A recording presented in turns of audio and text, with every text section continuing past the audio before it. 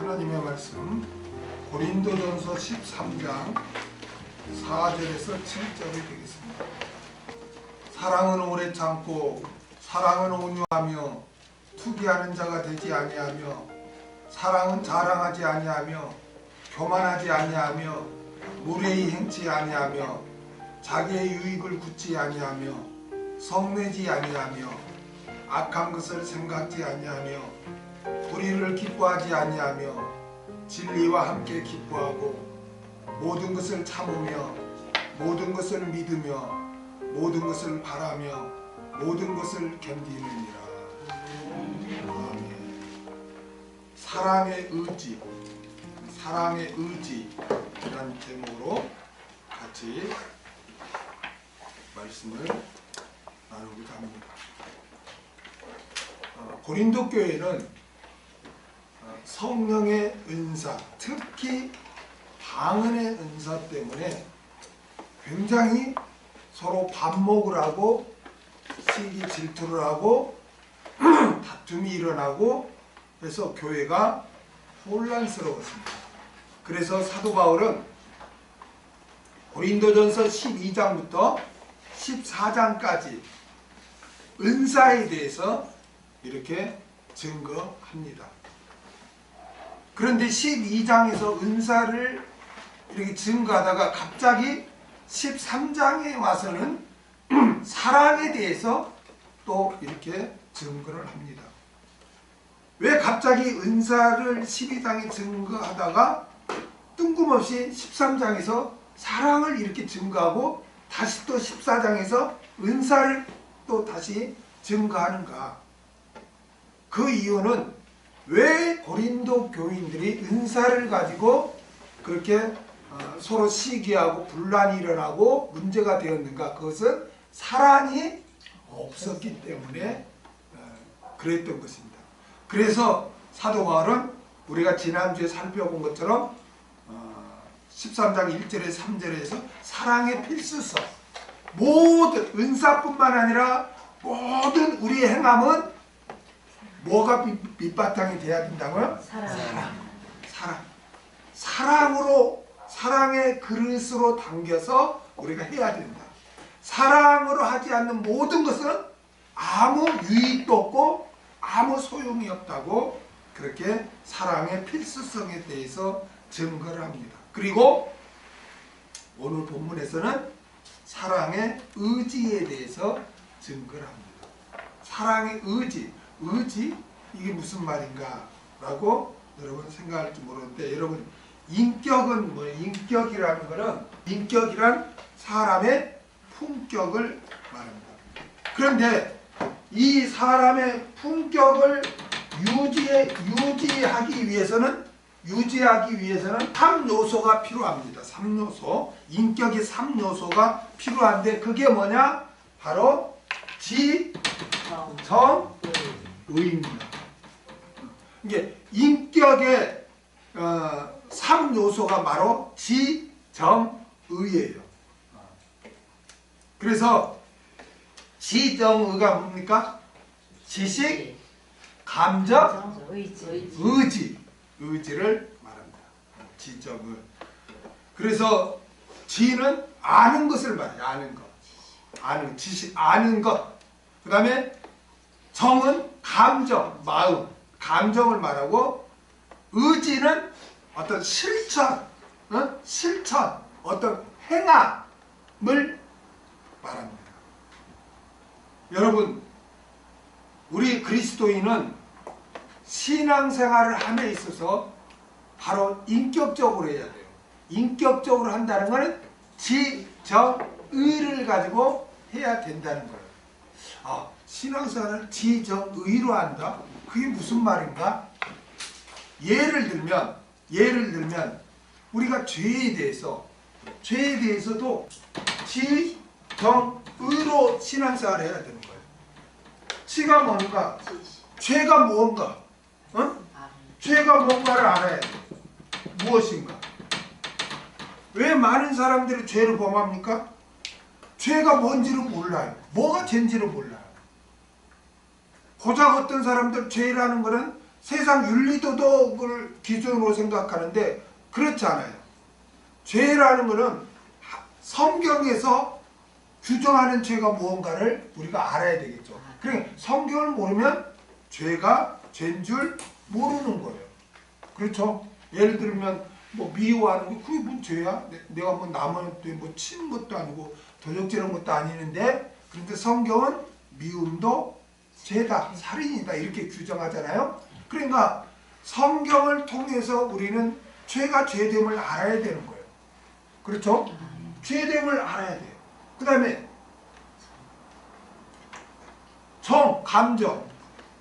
내가 죄라고 했는데 회개. 그 다음에 정, 감정. 죄에 대해서 애통해야 돼. 괴로워해야 돼요. 그렇죠? 내가 정말 하나님은 나를 위해서 이렇게 죽어주시고 사랑해 주셨는데 나는 저 은혜를 내가 못 오겠구나. 괴로워해야지. 그래서 구약에 보면 뭐 죄를 뒤집어 쓰거나 머리를 깎거나 막 그러죠. 그러니까 감정, 애통해야 되는 거예요. 그 다음에 의지, 행함으로 나타나야 되겠죠. 그러면 어떻게 해야 돼요? 내가 지었던 죄를 끊어버려야죠. 다시는 그 행함을 반복하지 말아야죠. 그렇죠? 그러니까 회개도 이렇게 지정의로 우리가 해야 된다는 거예요. 이게 인격적으로 신앙생활을 하는 거예요. 사랑도 마찬가지예요. 사랑도 사랑이 무엇인지 알아야죠. 그렇죠? 여러분, 사랑이 뭘까요? 사랑하면 사랑이 뭐라고 생각해요? 우리가 사랑을 하려면 첫째 사랑이 뭔지를 알아야죠. 그렇죠? 근데 헬라에는 이 사랑에 대해서 여러 단어가 있어요. 에로스, 필로스, 또 스톨게, 그 다음에 아가페. 에로스가 뭐냐면 육적인 사랑, 남녀 간의 사랑. 우리가 흔히 남자친구를 만나 여자친구를 만나면 막 안 보면 보고 싶고 막 함께 있고 싶고, 이게 사랑이에요. 그것도 사랑의 일부분이야. 그냥. 근데 대부분 사랑하면 저걸 되게 생각하잖아요. 근데 저거는 그냥 일부분이에요. 그 다음에 필로스 뭐냐면은 친구 간의 우정. 뭐 김보성인가 누구는 의리 막 그러는데 우정, 친구 간에 좋아하는 거. 이게 라이크죠. 좋아하는 거. 좋아하는 거. 이것도 사랑이죠. 사랑의 일부분이에요. 그 다음에 스톨게. 이거는 부모 자식 간의 사랑, 가족의 사랑. 그러니까 아낌없이 주는 거죠. 부모는 자식한테. 그렇죠? 그것도 사랑이에요. 근데 말세가 되면은 자식도 내다 버리잖아요. 그게 말세의 증거예요. 근데 정상적인 사람은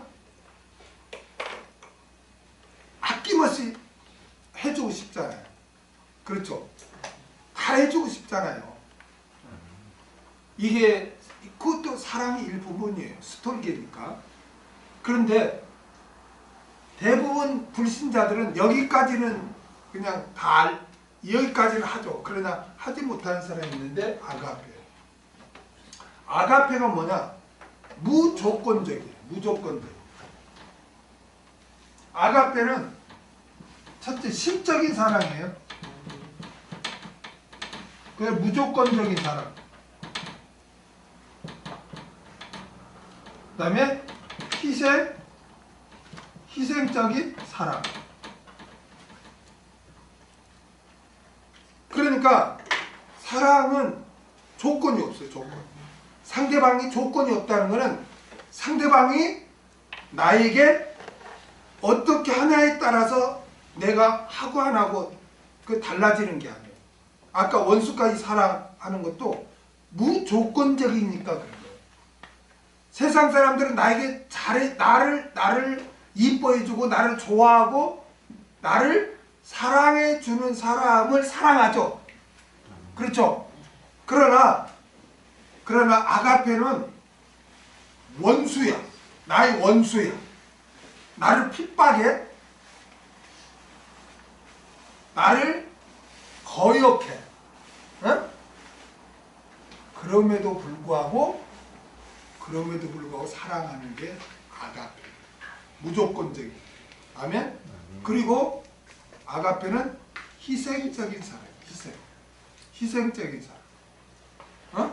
내가 손해를 보고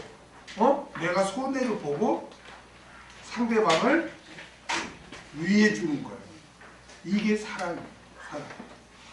많은 사람은 사랑하면은 그냥 좋아하는 것, 좋아하는 것, 이게 사랑이라고 하는데, 진정한 사랑, 그리스도의 진정한 사랑은 한마디로 정의하면 희생하는 거예요. 그게 사랑. 사랑이, 앞으로는 여러분, 사랑이 무엇일까요? 누가 질문하면 희생하는 것, 이렇게 대답이 나와요. 희생하는 것. 누구에게요? 무조건적으로. 원수까지라도. 아멘? 스데반은 자기에게 돌을 던지는 그런 사람들도 다 용서하죠. 그게 사랑의 모습이에요. 자기한테만 잘해주는 사람을 좋아하고 그 사람을 위해서 희생하는 게 아니라 조건이 없어요. 우리는. 아멘? 누가 이런 사랑을 했을까요? 예수님이 하신 거예요. 하나님이 하신 거예요. 하나님. 우리는 죄로 말미암아 마귀의 종로를 타고 하나님과 원수지간이에요. 그렇죠? 하나님과 원수지간이에요. 그럼에도 불구하고 하나님은 우리를 위해서 독생자, 자기의 생명을 내놓는 희생을 함으로 우리를 사랑한 거예요. 그래서 예수님이 우리를 위해 죽어주심으로 그리스도의 사랑이 확증됐다라고 로마서에는 그렇게 말씀하고 있어요. 그래서 사랑이 무엇입니까? 희생하는 것, 이렇게 해야 돼요. 아멘. 사랑이라는 것은 좋아하는 것, 그건 일부분이에요. 아멘. 좋아하는 건 일부분이에요. 사랑하면은 우리는 희생하는 것, 이렇게 나와요. 그것도 조건 없이. 나한테만 잘해주는 게 나를 거스른다 할지라도, 나를 미워한다 할지라도, 나를 핍박한다 할지라도 사랑해 주는 것, 희생하는 것, 그를 위해서. 그게 진정한 사랑이에요. 우리가 사랑을 알아야 돼요. 아멘? 그 다음에 정이 뭐라고 있어요? 감정. 따뜻한 마음, 뜨거운 마음 있어요. 네? 사람이 냉랭하고 매몰차고 그러면요, 그건 사랑의 사람이 아니에요. 사랑의 사람은 첫째, 마음이 따뜻해요. 우리가 이걸 놓고 기도해야 돼요. 저도 이걸 놓고 많이 기도했어요. 기도하고 고치려고 하고 부단히 노력했어요. 지금은 좀 나아졌다고 하는데 아직도 나는 멀었어. 내가 보면, 말씀에 비춰보면 나는 아직도 멀었어. 더 고쳐야 돼. 더 깨져야 돼. 어떤 분이 저한테 그래요. 어떤 때는 냉정하다고 그래요. 냉정하다. 내가 목회할 때도 냉정하대요. 그래서 뭐가 그런가 내가 뒤돌아보니까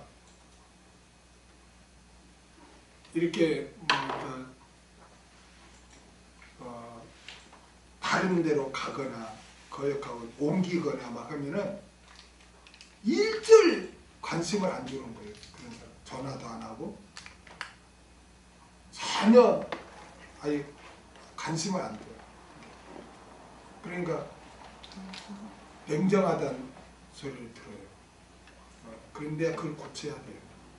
내가 그걸 고쳐야 돼요. 따뜻한 마음을 갖고 그렇게 해야 되는데 한번 아니면 아니다 딱 잘라버리면 아니 딱 끊어버려요. 그게. 그래 나는 그게 굉장히 내가 고쳐야 할 점이에요. 단점이고 고쳐야 할 점.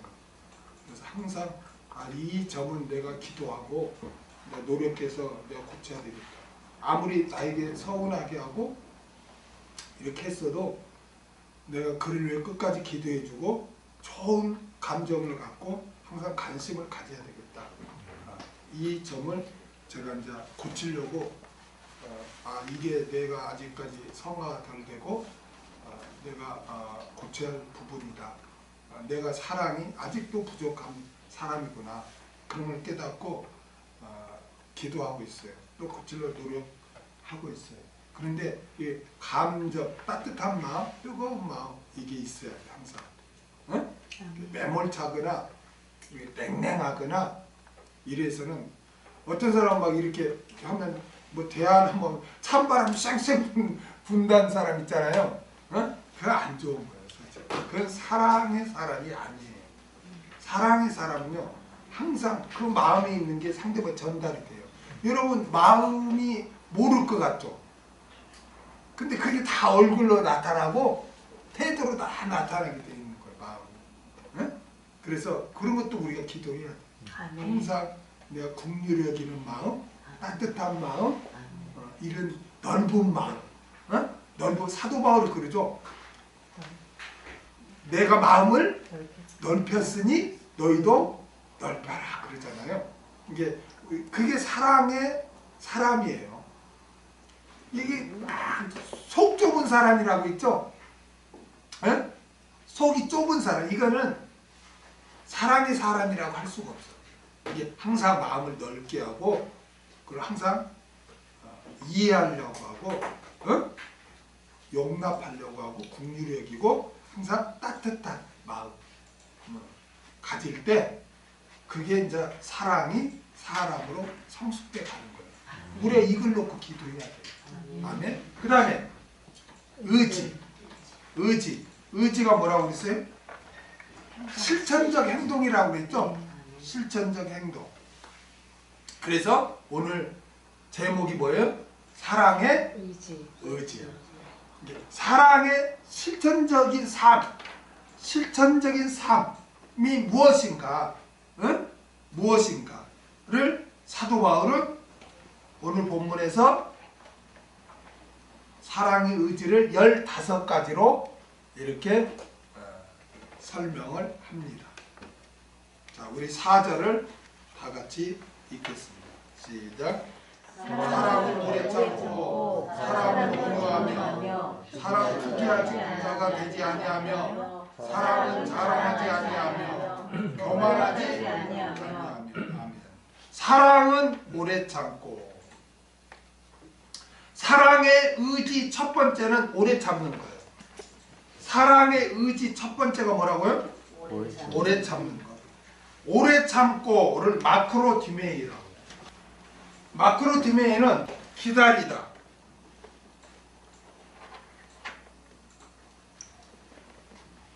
기다리다. 그런 뜻이 기다리다.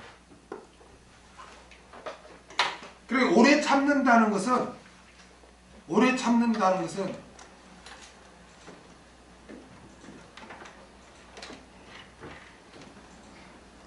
기다리다. 또 참다. 참다. 이 참다는 무슨 말이냐면 화를 내지 않는다. 마크로디메이. 그러니까 오래 참다 이 마크로디메이는 불같이 성질을 내는 것과 정반대예요. 네? 그러니까 이 마크로디메이가 성경에는 노하기를 더디하는 것으로 또 쓰였어요. 노하기를 더디한다.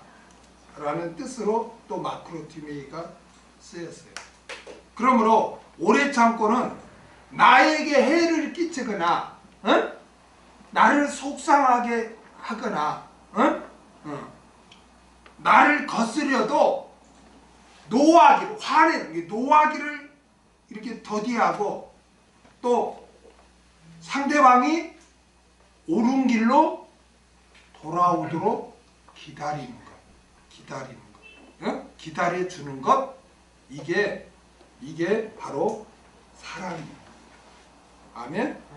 사랑이란 상대방이 실수하고 나를 거스리고 내 마음에 안 들고 나를 속상하게 할지라도 분이나 화를 내는 것이 아니라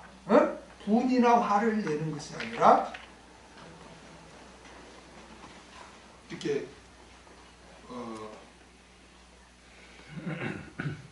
상대방이 옳은 길로 돌아오도록 기다려주고 참아주는 것, 이게 오래 참는 거고 이게 진짜 사랑이라. 이게 사랑이 뭐야? 오래 참아주는 거야. 기다려주는 거야. 그러한 삶이 바로 사랑의 삶이에요. 여러분, 우리 모두는 하나님께서 저와 여러분에 대해서 오래 참아줌으로 말미암아 우리가 주님께 돌아올 수 있었고 우리가 구원을 얻을 수 있었던. 아멘. 그리고 지금도 하나님께서 오래 참아 주시기 때문에 우리가 실수하고 죄를 범해도 우리가 죄 용서를 받고 신앙생활을 할 수 있는 거예요. 그걸 기억하시기 바랍니다. 하나님이 저와 여러분을 위해서 오래 참아 주신 줄로 믿습니다. 디모데전서 1장 16절을 보겠습니다. 그러나 내가 국류를 입은 까닭은 예수 그리스도께서 내게 먼저 1절 오래 참으심을 보이사 후에 주를 믿어 영생 얻는 자들에게 본이 되게 하려 하심이니라. 여러분, 사도 바울이 어떤 자였습니까? 그리스도인을 핍박하는 자였어요. 아멘? 그러면은 하나님이 만약 사도 바울을 사랑하지 아니했다면 어떻게 됐을까요? 사도 바울은? 사랑하지 아니했다면 어떻게 했을까요? 어떻게 됐을까요? 사도 바울은? 아마 저주받아, 아마 질병에 걸렸거나 아마 죽음까지도 당했을 거예요. 하나님의 징벌을 받았을 거예요. 그렇죠? 왜냐? 그냥 거역한 것도 아니고 그리스도인 교회를 핍박하던 자였잖아요. 그런데 그런 사울에 대해 하나님은 어떻게 했어요? 먼저 1절 오래 참아준 거예요. 할렐루야. 아멘. 그리고 긍휼을 베풀어 주신 거예요. 그래서 사도 바울이 그 은혜를 잊지 못하는 거예요. 궁휼하심을 입은 거예요. 하나님이 먼저 오래 참아주신 줄로 믿습니다. 베드로후서 3장 9절을 보겠습니다. 주의 약속은 어떠니 더디다고 생각하는 것 같이 더딘 것이 아니라 오직 너희를 위하여 오래 참으사 아무도 멸망치 않고 다 회개하게 이르기를 원하시느니라. 할렐루야. 하나님께서 오래 참으사 다 죄 용서받고 구원 얻기를 원한다는 거예요. 하나님도 이렇게 오래 참고 구원 얻기를 원하시고 돌아오기를 원하시는데 우리가 어떤 사람을 포기하고 어떤 사람이 구원 얻는 것에 대해서 우리가 포기하고 복음을 전하지 않는다면, 중보기도 하지 않는다면 그것은 잘못된 것이죠. 그렇죠? 하나님은 구원 얻기를 원하셔 오래 참고 계시는데, 그렇다면 우리는 포기할 것이 아니라 더욱더 복음을 증거해야 할 줄로 믿습니다.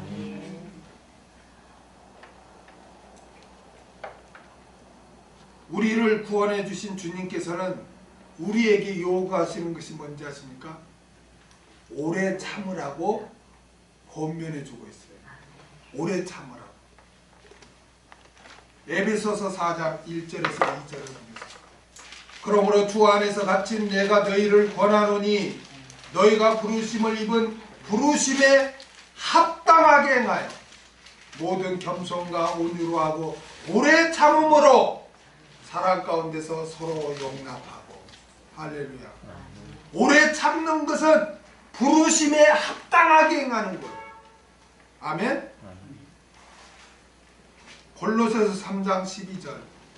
그러므로 너희는 하나님의 택하신 거룩하고 사랑하신 자처럼 긍휼과 자비와 겸손과 온유와 오래 참음을 옷 입고. 할렐루야. 예수 믿기 전에는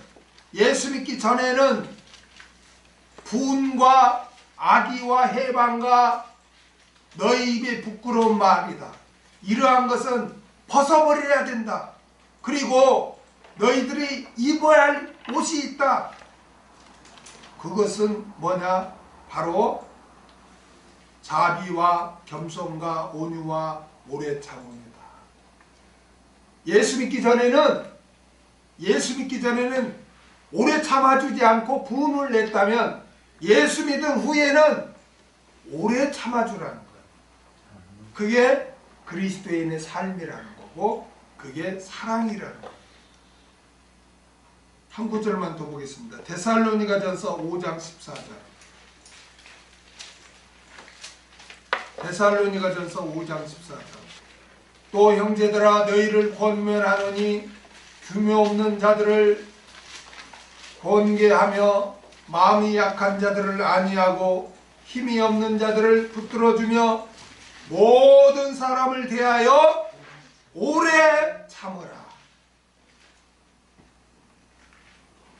여러분, 그리스도인은 있잖아요. 네? 그리스도인은 툭 하면 성질 내고 화내고 습관적으로 분을 내고 이거는 잘못된 거예요. 잘못된 거. 어떤 사람 막 신경질적으로 막 말하고 이러잖아요. 이거는 고쳐야 돼요. 그건 고쳐야 돼요. 그건 사랑이 아니에요. 사랑이라는 거는 상대방이 부족해도 상대방을 위해서 내가 오래 참아주는 거예요. 이게 힘들죠? 그럼 기도하세요. 기도하세요. 그래서 여러분 오래 참음의 습관을 가져서 여러분은 모두 사랑의 사람으로 성숙되어져 가기를 바랍니다. 그 다음에 온유하며, 사랑은 온유하며, 사랑의 의지 두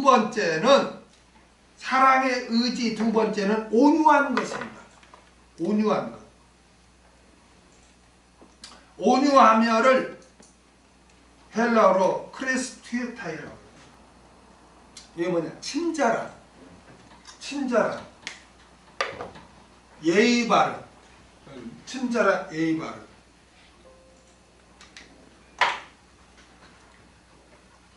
사람에 대한 온유는요, 친절하게 대하는 거예요. 친절하게 대하는 거예요. 여러분 있잖아요. 친절은 있잖아요.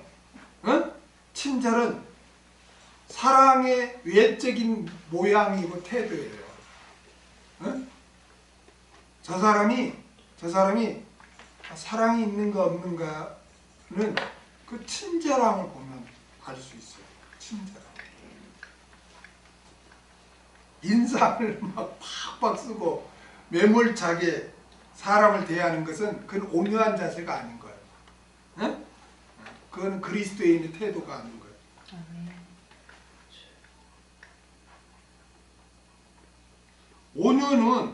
온유는 다른 사람을 이렇게 사력 있게 이렇게 대하고 이렇게 그들을 이렇게 도와주는 거예요. 예의 바르게 이렇게 존중해 주는 거예요. 특히 자신에게 해를 끼치는 사람에게 여러분 친절과 선을 베푸는 게 온유예요. 아멘. 여러분 오래 참음이 수동적이라면, 이게 오래 참는 것이 수동적이라면 온유는 어떻게 보면 적극적이에요. 적극적이에요. 왜냐하면 온유라는 것은 나를 핍박하고 나의 원수에 대해서도 내가 이렇게 선을 베푸는 것이니까 어떻게 보면 적극적인 거죠. 온유는. 그렇잖아요. 근데 대부분 사람들은 자기를 괴롭히거나 자기에게 상처를 주면 어떻게 합니까? 원수를 갚으려고 해요. 안 갚으면 하려고 해요. 그렇죠. 그러나 주님은 뭐라고 합니까? 원수 갚는 것은 내게 있다. 그러면 우리에게는 어떻게 하라는 거예요? 원수에게 선을 베풀라. 선으로 악을 이겨라, 이렇게 말씀하시는 거예요. 로마서 12장 17절에서 21절을 보겠습니다. 아무에게도 악으로 악을 갚지 말고 모든 사람 앞에서 선한 일을 도모하라. 할 수 있거든 너희로서는 모든 사람으로 더불어 화목하라. 내 사랑하는 자들아, 너희가 친히 원수를 갚지 말고 진노하심에 맡기라.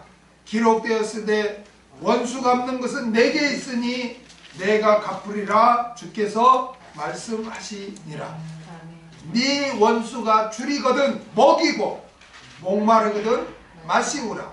그리함으로 내가 숯불을 그 머리에 쌓아 놓으리라. 악에게 지지 말고 선으로 악을 이기라. 아멘. 그러니까 이게 온유예요. 온유란 거는 나를 괴롭히고 나에게 상처를 주는 사람에게도 친절하게 대하는 거예요. 선을 베푸는 거예요. 왜 마음속으로는 속상해서 안 갚음이 왜 없겠습니까? 그런 마음도 있겠죠. 그렇죠? 나를 괴롭히니까. 그러나 원수 갚는 것은 내가 할 일이 아니라 누가 할 일이에요? 하나님이 할 일이에요. 하나님께 맡기고 내가 할 일은 그 영혼을 불쌍히 여기고 친절하게 대하는 것, 선을 베푸는 것, 다시 말해서 온유하게 대하는 것. 이게 진정한 그리스도인이에요. 우리는 나와 관계된 사람들에게 친절하게 대합시다. 아멘. 그리고 나에게 해를 끼치고 상처를 주는 사람에게 선을 베풉시다. 그래서 사랑의 사람으로 성숙되어져 갑시다. 아멘. 나와 관계된 사람들에게 온유하게 대하는 것이 여러분 손해보는 것 같습니까? 목사님 왜 참아야 되고 나에게 손해를 끼치고 나를 괴롭힌 사람에게 왜 친절하게 대해야 되고 선을 베풀어야 됩니까? 그는 너무 억울하지 않습니까? 라고 생각도 들지 모릅니다. 그러나 주님께서는 왜 우리에게 온유하라고 한지 아십니까? 그렇게 하는 것이 우리가 행복하기 때문에 그렇게 하라고 한 거예요. 아멘? 마태복음 5장 5절 보세요. 온유한 자는 복이 있나니 저희가 땅을 기업으로 받을 것이며. 할렐루야. 온유한 자는 복이 있나니, 여기 막가리 행복. 온유한 자는 행복하다. 저희가 땅을 기업으로 받을, 여기 땅을 헬라어로 케라고 하는데 이거는 땅, 세상, 나라 이런 의미가 있어요. 개, 헬라어로 개라고 하는데 여기서는 나라의 나라, 하늘나라를 기업을 상속받는다. 온유한 자가. 그렇기 때문에 손해예요, 손해 아니에요? 손해 아니에요. 손해가 아니에요. 하늘나라 유업을 상속받는다니까. 하늘나라 상급을 받는단 말이에요. 온유한 자가. 아멘. 그렇기 때문에 온유한 자가 행복한 거예요. 아멘. 절대로 여러분 손해 보는 게 아니에요. 있습니까? 아멘. 그래서 우리는 나와 관계된 사람들에게 늘 온유로 대합시다. 아멘. 친절하게 대합시다. 아멘. 선을 베풉시다. 아멘. 그래서 우리 사랑의 사람으로 성숙되어져 갑시다. 아멘. 그 다음에 투기하는 자가 되지 아니하며 사랑의 의지 세 번째는 투기하지 않는 것입니다. 사랑의 의지 세 번째는 투기하지 않는 거예요. 투기하지 않는 거. 투기하다를 젤로라고 해요. 젤로라고 합니다. 젤로가 뭐냐? 시기 질투. 여러분 시기 질투라는 게 뭘까요? 시기 질투라는 거. 남이 잘 되는 것을 남이 잘 되는 것, 남이 인정받는 것을 미워하고 증오하는 것. 이게 시기 질투예요. 남이 잘 되는 것을 잘 되는 것 또는 인정받는 것을 미워해. 그리고 증오해. 증오한다는 건 반감을 갖는다는 거죠. 반감을 가져. 여러분 투기는 왜 갖습니까? 왜 투기를 갖죠? 사람이? 투기는 어디에서 나온지 아십니까? 투기는 경쟁의식에서 나와요. 경쟁의식. 남과 비교를 해요. 남과 비교를 한다니까. 경쟁의식에서 남과 비교하니까 남과 비교해서 내가 남이 자기보다 더 인정받고 더 잘 되니까 그 경쟁의식에 의해서 투기가 나오는 거예요. 여러분 우리나라 사람은 있잖아요. 행복지수를 이제 세계 언론에서 조사하니까 우리나라가 행복지수가 낮아요. 행복지수가 낮아. 여러분 행복지수가 제일 높은 나라가 어딘지 아십니까? 부탄, 또 방글라데시 있어요. 요 부탄도 높죠. 그러면 방글라데시가 어떤 나라입니까? GDP가 제일 낮은 나라예요. 한마디로 제일 못 사는 나라예요. 그런데 어떻게 아이러니 아닙니까? 어떻게 거기 행복하죠? 왜 행복할까요? 다 못 사니까 서로 비교 경쟁의식이 없어. 너나 나 못 살아. 그러니까 행복한 거야. 쉽게 뭐 우리나라 있잖아. 지금 잘 살지만 우리나라 60년대 50년 다 못 살 때는 서로 나눠 먹고 다 행복했어요. 그렇죠? 그렇죠. 지금은 아파트가 몇 평이니 뭐 평수 가지고 따지고 막 했지만 옛날에 아파트가 어디 있었어. 그때는 다 행복했단 말이에요. 왜 그럴까요? 비교하니까. 나는 34평을 저 50평이 사네. 비교해. 그러니까 우리나라 사람은 또 국민성이나 나라 지리적 환경에 그럴 수밖에 없어요. 왜냐? 경쟁에 뒤처지면 안 되거든. 서로 어려서부터 경쟁을 하다 보니까 경쟁의식이 있다 보니까 자기도 잘 나가는데 누가 자기보다 더 잘나면 불행하다고 생각을 하는 거예요. 불행하다고 생각하는 거예요. 경쟁의식 때문에 그래요. 경쟁의식 때문에 하는 거예요. 우리 그리스도인들은 남과 비교하면 안 돼요. 여러분 남과 자꾸 비교하면 여러분 행복을 상실해요. 상실해요. 남과 비교하면요 불행해진다니까요. 그 경제의식이 없으면 발전이 안 돼. 경쟁의식이 없으면 그거는 이제 국가적으로 일반 세상에서 그런 이제 법칙이죠. 법칙이지만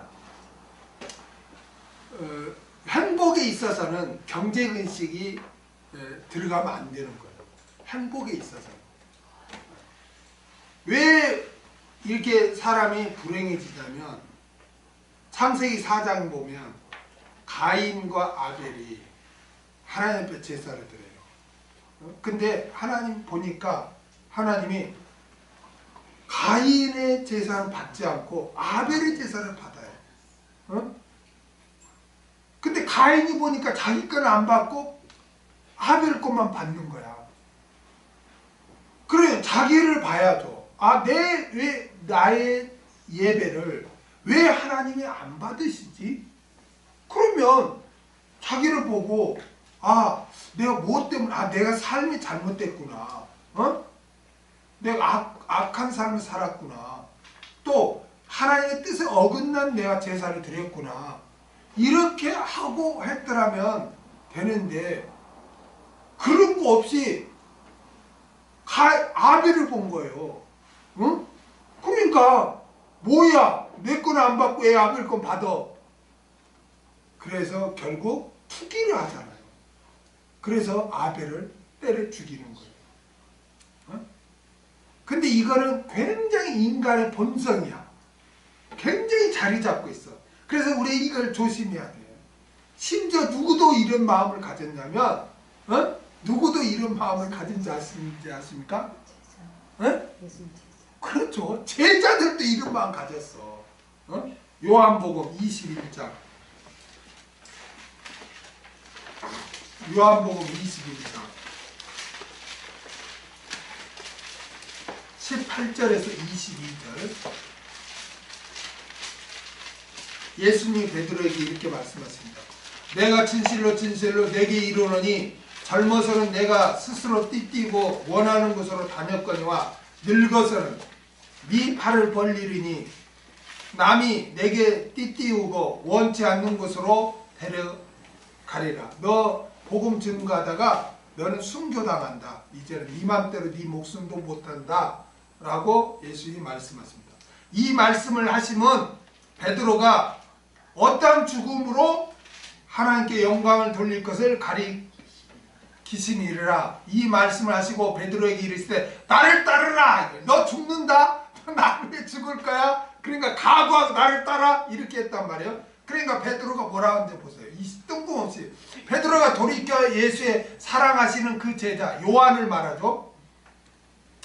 요한이 옆에 따르는 걸 보니 그는 만찬석에 예수의 품에 의지하여 주여 주를 파는 자가 누구오니까 묻던 자르라. 사도 요한이죠. 이에 베드로가 그를 보고 예수께 여짜오되 주여 이 사람은 어떻게 되겠습니까? 응? 나는 십자가에 죽는다고 그렇게 말씀하셨는데 그러면 주님이 사랑하는 이 요한은 어떻게 됩니까? 라고 질문해요. 뜬금없이 비교하면서. 그럴 때 베드로가 아니 예수께서 가라사대 내가 올 때까지 그를 머물게 하고자 할지라도 그를 살려준다고 할지라도 네게 무슨 상관이냐. 너하고 무슨 상관 있어. 내가 어떻게 하든 너한테 그를 내가 십자가 안 지게 하든 오래 살게 하든 너와 무슨 상관 있어. 응? 그러면서 너는 나를 따르라. 사도 요한 생각하지 말고 그냥 너 나만 보고 따라. 예수님 그렇게 합니다. 베드로도 자기와 관계된 사람 보는 거야. 항상 비교하는 거야. 비교. 비교하는 거야. 이게 인간의 본성이야. 비교하는 거야. 그래서 여러분 경쟁의식을 갖게 되는 거예요. 다른 사람과 비교해서 경쟁의식을 갖게 돼요. 그래서 경쟁의식을 통해서 뭘 갖기를 원하는지 아세요? 우월의식을 갖기를. 우월의식. 우월의식을.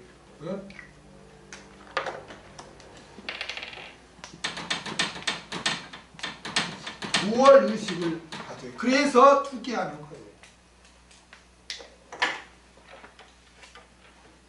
그리스도인은 이런 우월의식을 버려야 돼요. 경쟁의식과 우월의식을 버려야 돼요. 아멘? 사도 바울은 언제나 자신은 죄인이라는 생각을 가졌어요. 어? 죄인이다. 나는 죄인이다. 나는 죄인이다. 그리고 나는 하나님의 은혜가 없으면 안 됩니다. 나는 하나님의 은혜로 사는 자입니다. 나는 하나님이 도와주지 않냐면 연약한 존재입니다. 이러한 생각, 믿음을 가지고 살았어요. 그래서 사도 바울이 고백한 말이 나는 죄인의 개수. 나는 죄인의 개수입니다. 라고 고백했고 나의 나된 것은 하나님의 은혜입니다. 라고 고백을 했어요. 여러분 항상 이렇게 남과 경쟁의식과 우월의식을 갖지 않으니까 사도 바울이 어떻게 합니까? 사도 바울이 다른 사도들과 경쟁했습니까? 다른 사도들을 투기했습니까? 아니에요. 아니에요. 자신은 사도 중에 제일 작은 자라고 고백했어요. 고린도전서 15장 9절. 고린도전서 15장 9절.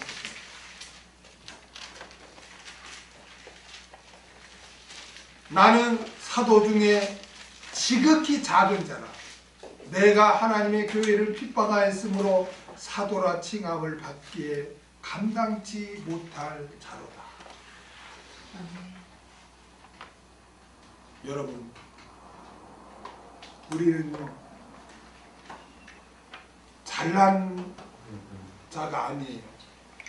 아멘? 우리는요 죄인의 개수였고요. 우리는 다 교만했어요. 그렇기 때문에 항상 자신의 부족함을 잘하는 것을 인정하고 인정해야 돼요. 그럴 때 내가 죄인의 개수인데 누구를 내가 정죄합니까? 그렇죠? 어? 그러니까 투기하지 않는 거. 투기하지 않는 거. 내가 잘났다고 우월의식을 가지니까 경쟁하면서 투기하는 거예요.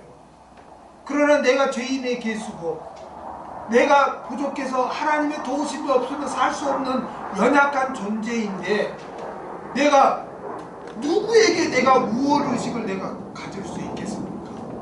어? 바울은 항상 이런 믿음이 있었기 때문에 누구와도 경쟁하지 않았고 나는 제일 사도 중에 작은 자라고 한 거예요. 어? 그러다 보니까 투기하지 않은 거예요.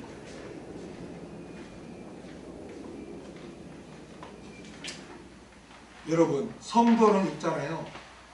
예수님의 핏값으로 하나님께서 산 존재들이에요. 믿습니까? 하나님께서 예수님의 핏값으로 하나님이 사신 자들이에요. 하나님의 소유물이에요. 어? 하나님의 것이라니까? 그런데 내가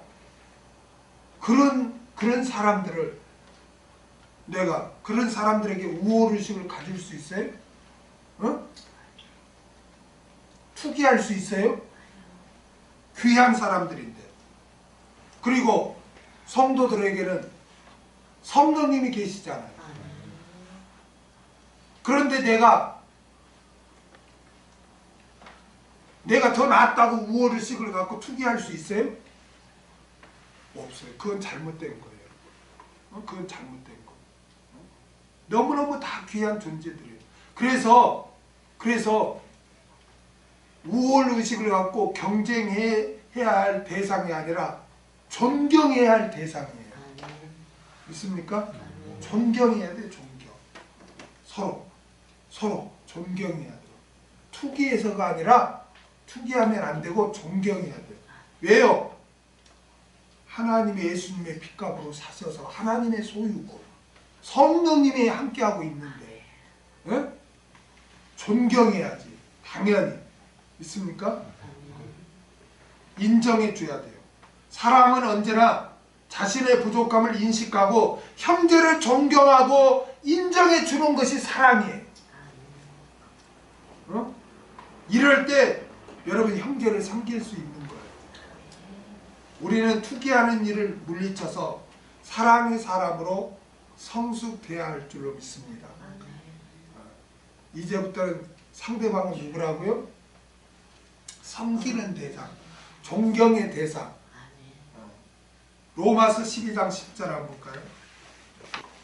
형제를 사랑하여 서로 우애하고 존경하기를 서로 먼저 하며. 여러분 존경이 뭐죠? 존경? 존경이 뭐예요? 존경. 존경한다. 존경이 뭐예요? 존경. 상대를 높여주는 거. 어? 상대를 높여주는 거. 상대를 높여주는 거.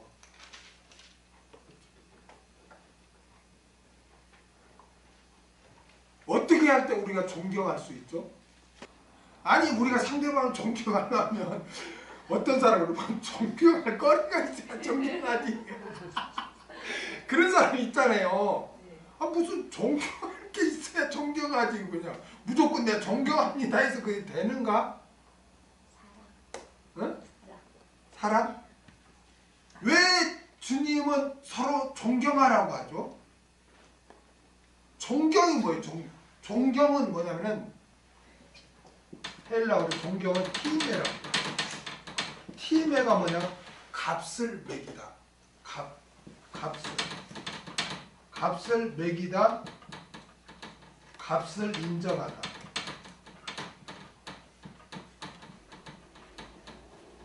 다시 말하면 값어치 있게 생각하는 거예요. 어? 고귀하다, 값어치 있다 생각하는 거예요. 그러면 보세요. 자, 그러면 뭐가 값어치 있는 거야? 그럼 존경해야 되는데 뭐가 값어치 있다고 내가 존경을 해? 내가 아까 그랬죠. 형제는 하나님이 예수님의 핏값으로 사신 자다. 여러분, 예수님의 핏값이 얼마나 될까요? 예수님의 핏값이 얼마라고 생각해요? 값으로 안 살았어. 그래서 한 영혼이 온 천하가 귀한 거예요. 응? 믿습니까? 형제가 돈이 얼마이고 키가 몇 센치고 직업이 어떻고 그래서 내가 존경 안 하고가 아니에요. 형제를 하나님께서 예수님의 핏값을 지불하고 산 자기 때문에, 그리고 무엇보다도 성령님이 함께하고, 다시 말하면 하나님이 함께하고 있는 사람이기 때문에 값어치 있는 거예요. 쉽게 말해 값어치 있는 거예요. 가치가 있는 거예요. 그러니까 존경할 수가 있는 거예요. 오늘 여러분 이 말씀을 잘 정리하세요. 우리가 이유를 알아야 하잖아. 존경해야 할 이유. 그렇죠? 존경해야 할 이유가 뭐냐? 힘에 값어치 있는 거. 값을 매기다. 값을 정하다. 그러니까 형제는 예수님의 핏값으로 산 자기 때문에 귀한 거예요. 값으로 환산할 수 없어요. 온 천하보다 귀해요. 그러기 때문에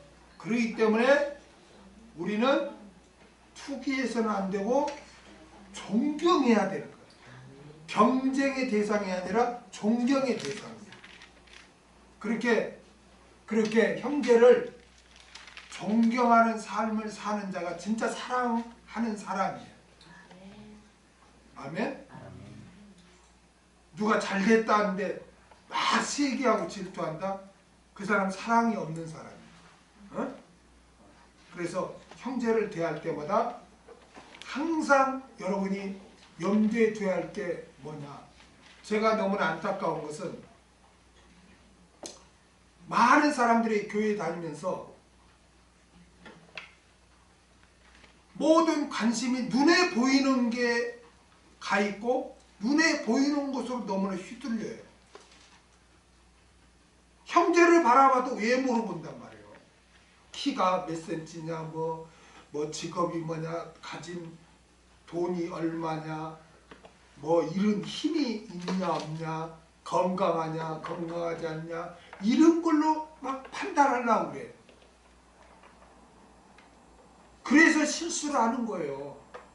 왜 그리스도인들이 그렇게 물에 물탄 듯 술에 술탄 듯 하고 막 유혹하면 넘어가고 막 세상과 욕심부려 갑니까? 자신의 정체성을 잃어버렸기 때문에 그래요.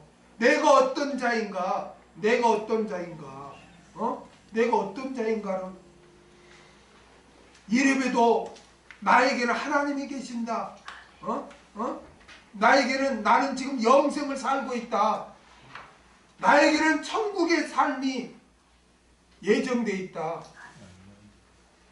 이러한 것에 우리가 올바로 인식하고 있다면 굶주리고 가난하고 힘들어도 원망불평하지 아니하고 내 주 예수 모신 곳이 천국이라고 찬양한단 말이에요. 왜 그리스도인들이 그렇게 원망불평합니까? 정체성을 잃어버렸어요. 정체성을. 그럼 왜 정체성을 잃습니까? 말씀에 무지하니까, 말씀을 안 배우니까 그러는 거예요. 오늘도 마찬가지로. 왜 존경해야 됩니까? 왜 사람들이 외모로 봅니까? 말씀으로 무장을 안 하니까. 오늘 여러분 말씀으로 무장하세요. 아멘? 아멘. 사람은 외모를 가지고 존경하냐 존경하지 않냐가 아니라, 사람은, 우리 그리스도인은 형제를 하나님이 예수님 핏값으로 사셔서 또 성령님이 함께 계시기 때문에 온 천하보다 귀하다. 값으로 환산할 수 없다. 값어치가 있다. 그러니까 세상적으로 가진 것도 없고 몸이 아프고 연약하고 부족해도 존경한다. 나는. 할렐루야. 이게 진정한 그리스도인이에요. 여러분 제발 눈에 보이는 거에 휩쓸리지 마세요. 아멘? 영적인 걸 생각하세요. 하나님이 원하시는 게 뭔가를 기억하세요. 아멘? 그래서 여러분은 항상 형제를 대해서 경쟁의식을 갖고 우월의식을 갖지 말고, 형제는 온 천하보다 귀한 값어치가 있는 분이다. 그래서 나는 존경하고 살겠다. 이를 다짐하고 살 때 우리가 사랑의 사람으로 성숙되어져 갈 줄로 믿습니다. 그 다음에 사랑은 자랑하지 아니하며. 사랑의 의지 네 번째는 자랑하지 않는 거예요. 자랑하지 않는 거예요. 자랑하지 않는 거예요.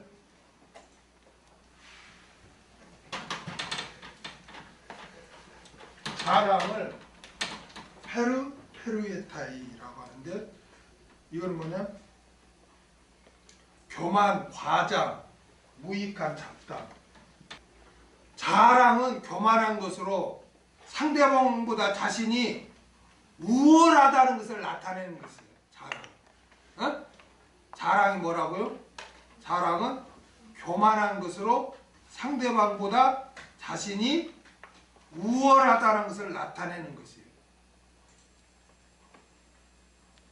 또 자랑은 과장된 것으로 마치 고무풍선을 부풀리는 것처럼 부풀리는 거예요. 자랑. 여러분 막 풍선이 이렇게 훅 불면 막 부풀죠? 자랑이 그런 거예요. 막 이렇게 부풀리는 거.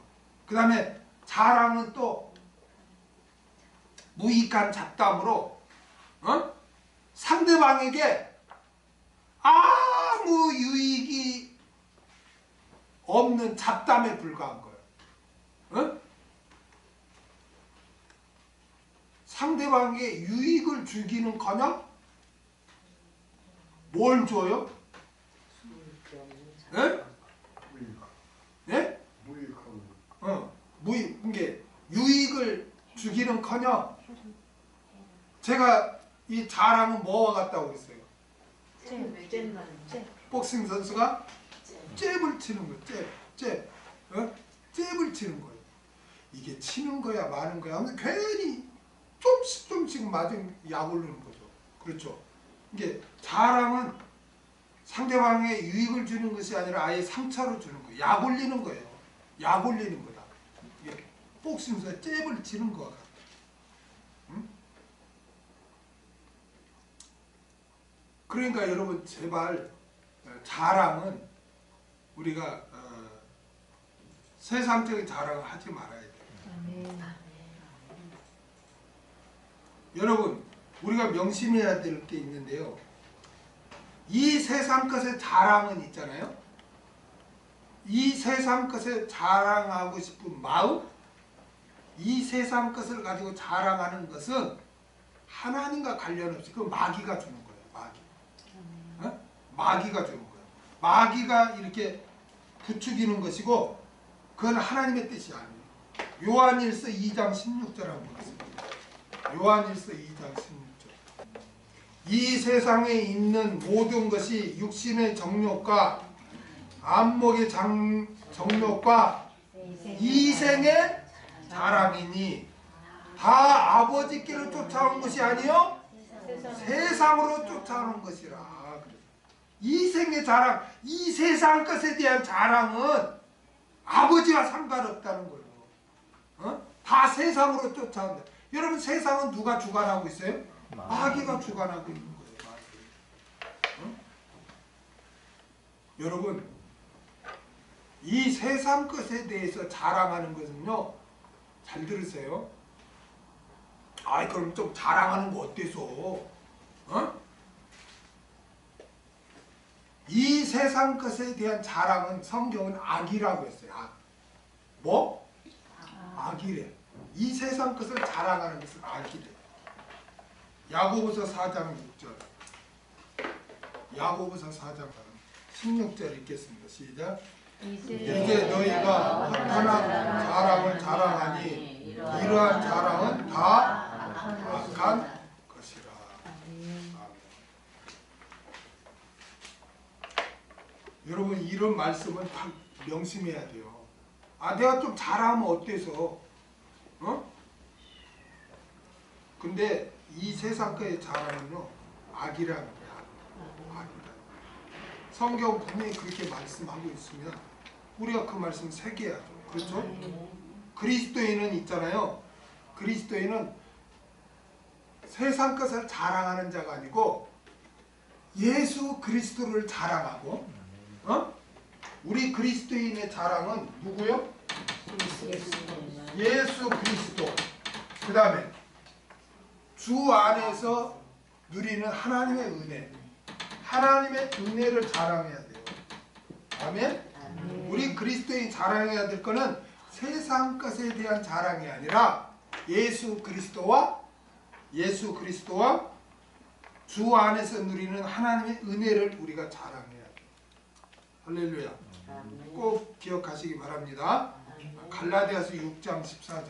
그러나 내게는 우리 주 예수 그리스도의 십자가 외에 결코 자랑할 것이 없으니 그리스도로 말미암아 세상이 나를 위하여 십자가에 못 박히고 내가 또한 세상을 위하여 그러하니라.